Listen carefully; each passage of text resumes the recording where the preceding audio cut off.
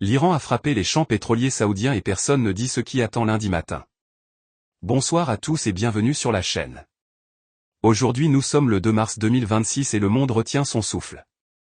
Ce que les grands médias mainstream essaient de minimiser ou de cacher derrière des titres anodins est en train de se produire sous nos yeux. L'Iran vient de lancer une attaque directe sur les infrastructures pétrolières saoudiennes les plus stratégiques. Le raffinage de Ras Tanura, le plus grand complexe de raffinage du royaume, a été touché par des drones iraniens. Des fumées noires s'élèvent au-dessus du site et les opérations ont été immédiatement arrêtées. Aramco a confirmé la fermeture temporaire de cette installation qui traite plus de 550 000 barils par jour. Ce n'est pas un incident isolé. C'est la réponse directe de Téhéran aux frappes américano-israéliennes qui ont visé l'Iran ces derniers jours et qui ont même coûté la vie à des hauts responsables iraniens dont on parle encore peu ouvertement. Les Houthis alliés de l'Iran ont également revendiqué des actions similaires et les tankers commencent déjà à dévier leur route dans le détroit d'Ormuz. Les prix du pétrole ont bondi de plus de 8% en quelques heures et ce n'est que le début. Demain lundi matin, quand les marchés asiatiques puis européens et américains vont ouvrir les yeux sur l'ampleur des dégâts, nous risquons d'assister à un tsunami financier sans précédent. Personne ne vous le dit clairement à la télévision traditionnelle, mais les experts en coulisses parlent déjà d'un possible choc pétrolier comparable à 1973 ou pire. L'Arabie Saoudite a placé ses forces en alerte maximale. Riyad menace de répondre en visant les installations iraniennes. Le Golfe tout entier est devenu une poudrière.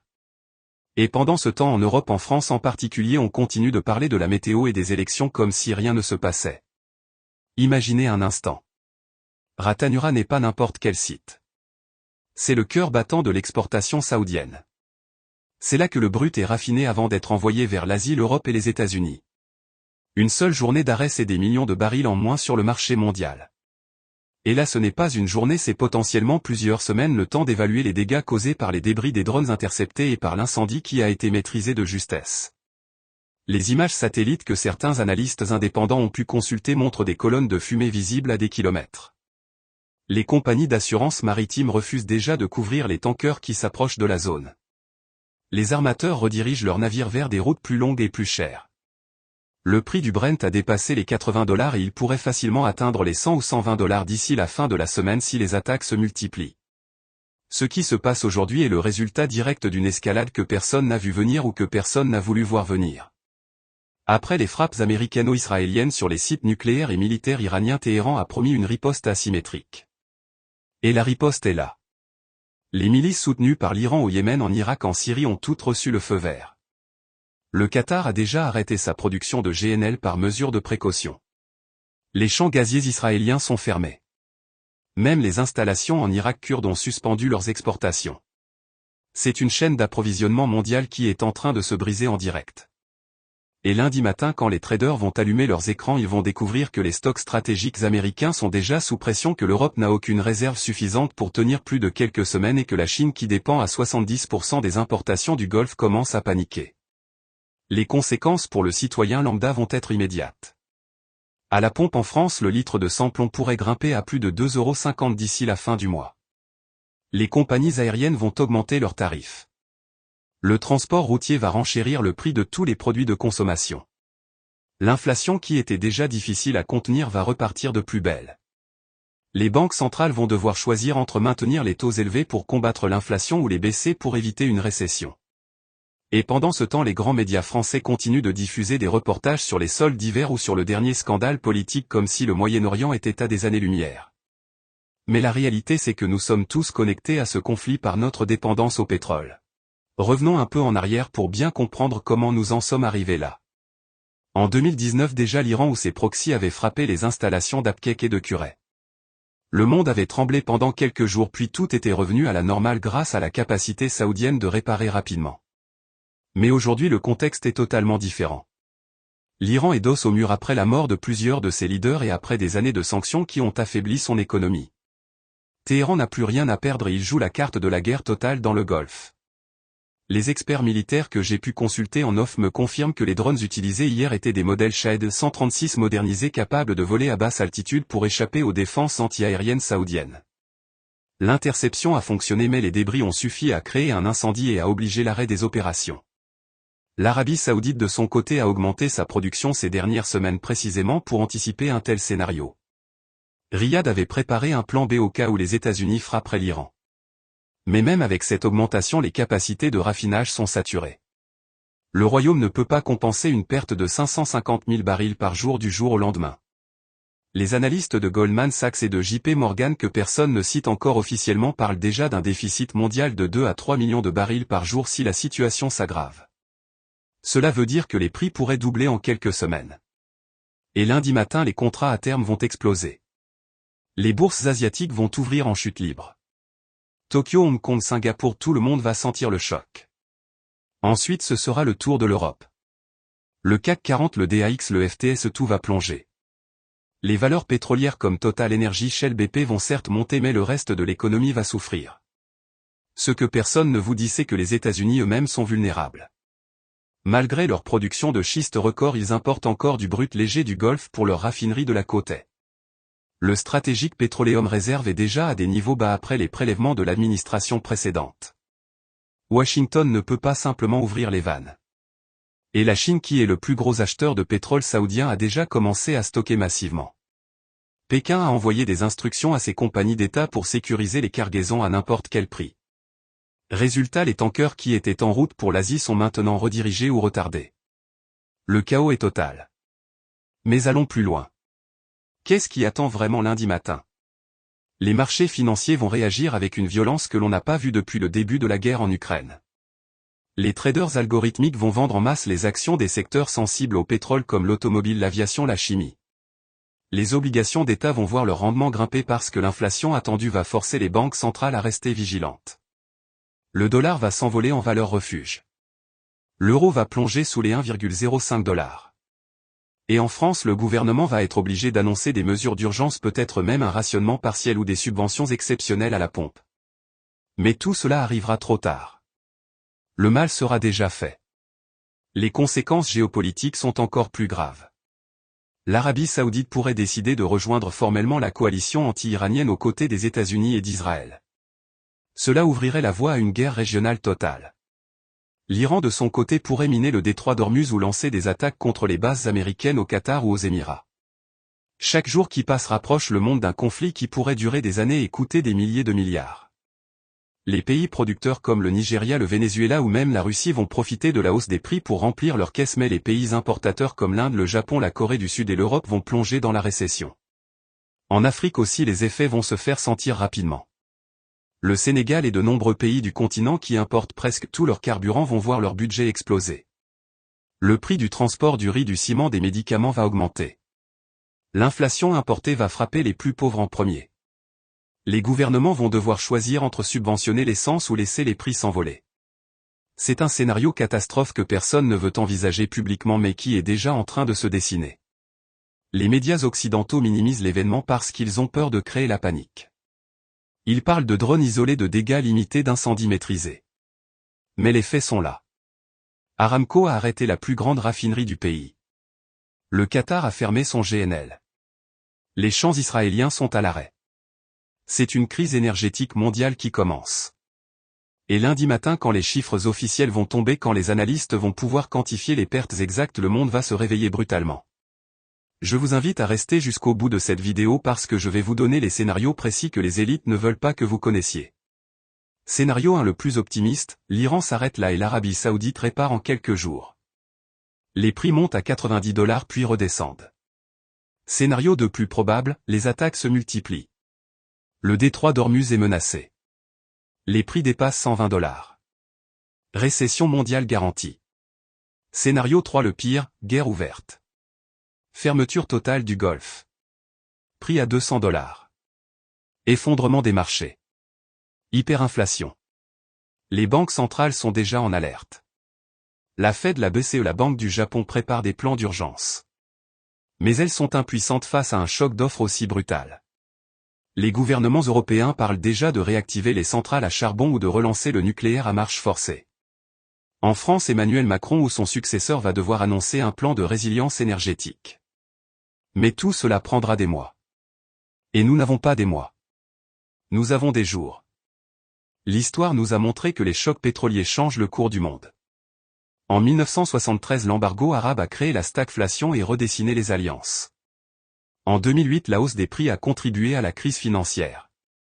Aujourd'hui nous sommes à l'aube d'un choc encore plus violent parce qu'il se superpose à une guerre chaude et à des tensions commerciales entre grandes puissances. La Chine pourrait profiter de la situation pour renforcer son influence en Afrique et au Moyen-Orient en proposant des pétrodollars alternatifs. La Russie va vendre son pétrole encore plus cher malgré les sanctions. Et l'Europe va se retrouver isolée et dépendante.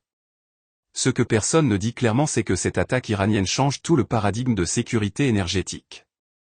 Les pays du Golfe qui se pensaient invulnérables viennent de recevoir un avertissement sans équivoque. Les investissements dans les énergies renouvelables vont être accélérés mais trop tard pour compenser le choc immédiat. Les voitures électriques ne représentent encore qu'une fraction du parc mondial. Le transport maritime et aérien reste 100% dépendant des hydrocarbures. Nous allons payer le prix fort. Maintenant je veux vous donner des conseils concrets pour vous préparer à ce qui arrive lundi matin et dans les semaines qui viennent. Premièrement, remplissez votre réservoir dès aujourd'hui avant que les prix ne grimpent davantage. Deuxièmement, stockez des produits de première nécessité non périssables. Troisièmement, diversifiez vos économies. L'or, les crypto-monnaies, certains métaux rares pourraient servir de refuge. Quatrièmement, suivez les sources indépendantes comme cette chaîne parce que les médias officiels vont continuer à minimiser pour éviter la panique. N'oubliez pas de vous abonner à la chaîne et d'activer la cloche de notification pour recevoir immédiatement toutes les mises à jour sur cette crise qui évolue d'heure en heure. Nous allons suivre ce dossier 24 heures sur 24 et je vous donnerai les analyses les plus précises possibles sans langue de bois. Reprenons. Les services de renseignement américains avaient averti depuis plusieurs semaines que l'Iran préparait une riposte énergétique. Mais les frappes sur Téhéran ont été lancées quand même. Maintenant le prix à payer est colossal. Les familles saoudiennes qui vivent près de Ras Tanura ont été évacuées par précaution. Les travailleurs étrangers fuient déjà la zone. Les compagnies pétrolières internationales comme ExxonMobil qui ont des partenariats dans le royaume sont en état d'alerte maximale. Même le terminal de Juema qui exporte du gaz liquéfié a vu ses cargaisons annulées pour plusieurs semaines. Les chiffres exacts commencent à filtrer. Selon des sources proches d'Aramco, la perte immédiate représente environ 1,5% de la production mondiale quotidienne. Cela peut sembler peu mais dans un marché tendu c'est énorme. Le marché du pétrole est comme un élastique. Quand il est déjà étiré, la moindre perturbation le fait claquer. Et là l'élastique est tendu à l'extrême à cause de la guerre en Ukraine, des sanctions sur la Russie et de la reprise chinoise. Ajoutez l'attaque de Ras Tanura et vous obtenez un cocktail explosif. Les économistes que j'ai contactés en privé estiment que chaque dollar supplémentaire sur le baril coûte à l'économie mondiale environ 20 milliards de dollars par an en croissance perdue. Si le prix monte de 30 $, nous parlons de 600 milliards de dollars envolés. C'est l'équivalent du PIB de la Belgique et des Pays-Bas réunis. C'est colossal. Et ce coût sera supporté principalement par les consommateurs. Vos courses vont coûter plus cher. Votre facture de chauffage va exploser. Vos vacances vont être reportées. Et tout cela va commencer à se matérialiser dès lundi matin. Les marchés émergents vont souffrir encore plus. Le Brésil, l'Inde, la Turquie, l'Afrique du Sud, tous ces pays qui importent leur énergie vont voir leur monnaie se déprécier, leur inflation s'envoler et leur gouvernement risquer la faillite. Le FMI est déjà en train de préparer des plans d'aide d'urgence mais il sera débordé. En France, le gouvernement a réuni en urgence le comité de crise interministériel ce matin même. Des réunions secrètes ont eu lieu à Matignon et à Bercy. Ils savent que le choc arrive mais ils ne veulent pas alarmer la population avant que les marchés n'ouvrent. C'est pour cela que vous n'entendez rien sur les chaînes d'information continue. Ils attendent le dernier moment pour communiquer. Mais nous ici nous ne jouons pas ce jeu. Nous vous informons en temps réel. Regardons maintenant les répercussions sur le secteur de l'aviation. Les compagnies comme Air France, KLM, Delta, United ont déjà commencé à hedge leurs contrats de carburant mais à des prix élevés. Les billets vont augmenter de 15 à 20% d'ici l'été. Les low-cost comme Ryanair et EasyJet vont réduire leurs vols sur certaines lignes. Le fret aérien va renchérir le prix des produits importés comme les fruits exotiques, les composants électroniques. Tout est interconnecté. Le transport maritime n'est pas épargné. Le prix du bunker fuel, le carburant des navires, va suivre le Brent à la hausse. Les compagnies comme Maersk et MSC vont répercuter ces coûts sur les consommateurs. Un simple conteneur qui vient d'Asie va coûter plusieurs centaines de dollars de plus. Cela va se traduire par une hausse générale des prix dans les supermarchés. Même l'agriculture va être touchée. Les engrais sont fabriqués à partir de gaz naturel et de pétrole. Leur prix va grimper. Les coûts de transport des récoltes vont augmenter. Le pain, la viande, les légumes, tout va renchérir. Nous allons vivre une inflation généralisée qui va rappeler les années 70. Les banques centrales sont coincées. Si elles baissent les taux pour soutenir la croissance, l'inflation va exploser. Si elles les maintiennent, la récession va s'installer. C'est le dilemme classique du choc pétrolier. Et lundi matin, les investisseurs vont forcer la main des banquiers centraux en vendant massivement. Je continue avec les scénarios militaires parce qu'ils sont cruciaux. Si l'Arabie Saoudite décide de frapper en retour, l'Iran pourrait fermer le détroit d'Ormuz pendant plusieurs jours. Cela bloquerait 20% du pétrole mondial. Le prix pourrait alors atteindre 150 ou 2 cents dollars en quelques heures. Les États-Unis enverraient leur flotte dans la région, mais cela prendrait du temps. Entre-temps, le chaos économique serait total. Israël de son côté continue ses frappes sur l'Iran. Le Hezbollah tire des missiles depuis le Liban. Le front syrien s'embrase à nouveau. C'est une guerre à plusieurs fronts et le pétrole en est l'arme principale. L'Iran a compris que frapper l'économie était plus efficace que frapper les armées. Les pays neutres comme l'Inde essaient de rester en dehors, mais ils achètent déjà du pétrole russe et iranien au rabais. Cela crée des tensions avec Washington. La Turquie ferme ses yeux sur les flux vers l'Europe. Le monde se divise en blocs énergétiques. Pour vous qui me regardez, je vous recommande de suivre de près les cours du Brent et du WTI demain matin dès l'ouverture. Si le Brent dépasse 85 $ dès les premières minutes, c'est le signe que la panique est installée. Ensuite, regardez les valeurs du CAC 40. Total Energy et Engie pourraient monter, mais les constructeurs automobiles comme Renault, Stellantis vont plonger. Les crypto-monnaies comme le Bitcoin pourraient servir de refuge temporaire, mais attention à la volatilité. L'or physique reste le meilleur choix en période de crise. Si vous avez la possibilité d'investir dans des ETF pétrole ou dans des compagnies d'exploration, c'est le moment, mais seulement si vous acceptez le risque. Je reviens sur les impacts locaux en France et en Europe. Le gouvernement va probablement geler les prix à la pompe pendant quelques jours, mais cela ne durera pas. Les réserves stratégiques seront utilisées, mais elles ne représentent que quelques semaines de consommation. Après cela, il faudra importer à prix fort. Le pouvoir d'achat va baisser de manière visible. Les gilets jaunes de 2018 vont sembler une promenade de santé par rapport à ce qui nous attend. Les entreprises vont réduire leurs marges ou licencier. Les PME du transport et de la logistique seront les premières touchées. Les agriculteurs vont manifester à nouveau parce que le gazole agricole va coûter une fortune. Le secteur du tourisme va souffrir. Les stations de ski vont voir leurs coûts d'exploitation exploser. C'est une crise systémique. Lundi matin, les chaînes d'information vont enfin devoir en parler. Mais ils seront en retard sur les faits.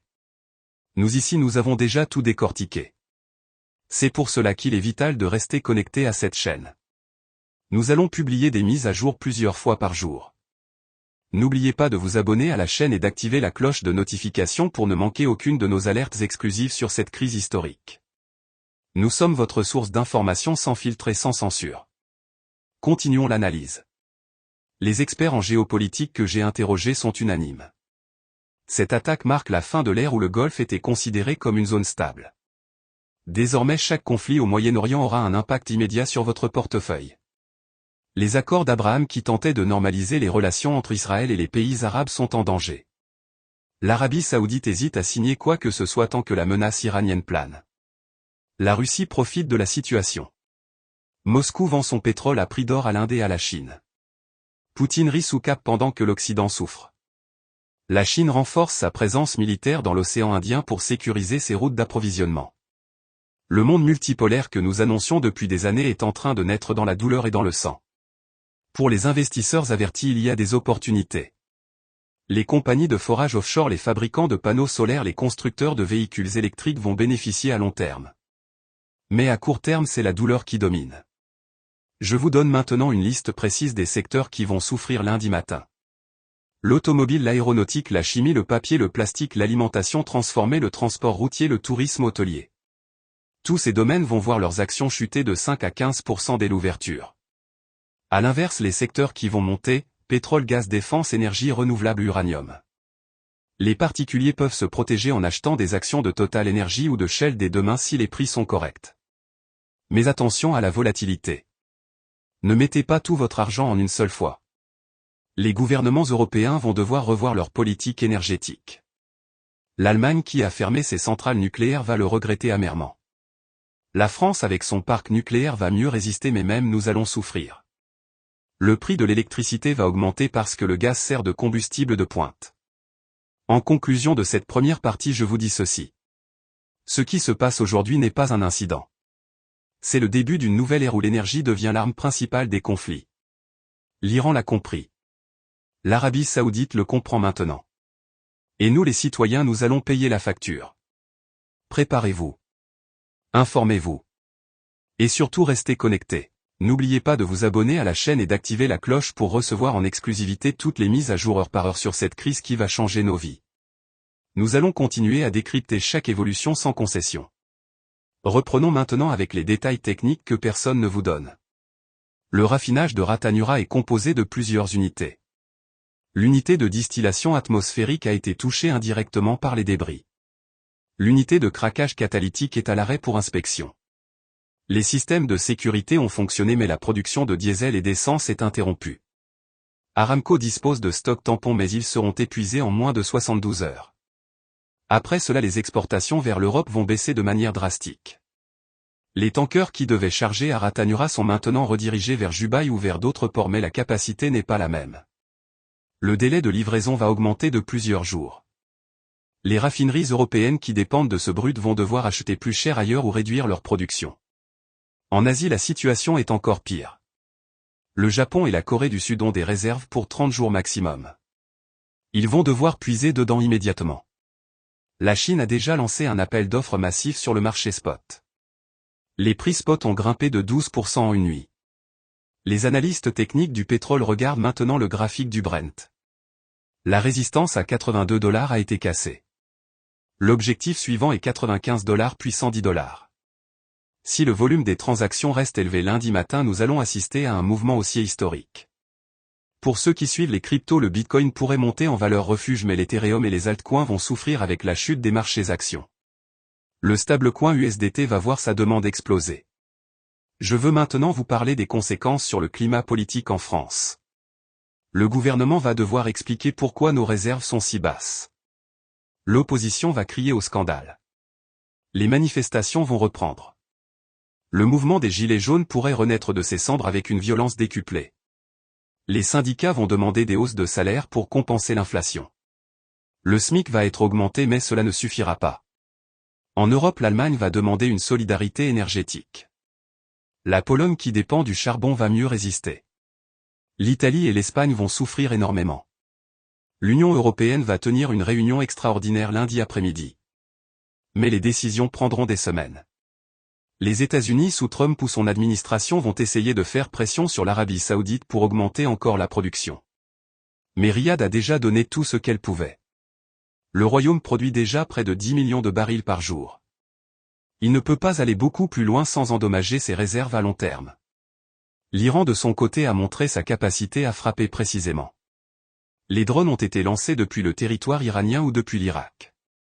Les services de renseignement saoudiens enquêtent mais le mal est fait. Je continue avec des chiffres précis pour que vous compreniez l'ampleur. La production mondiale est de 102 millions de barils par jour. La perte immédiate de Ras Tanura c'est 550 000 barils.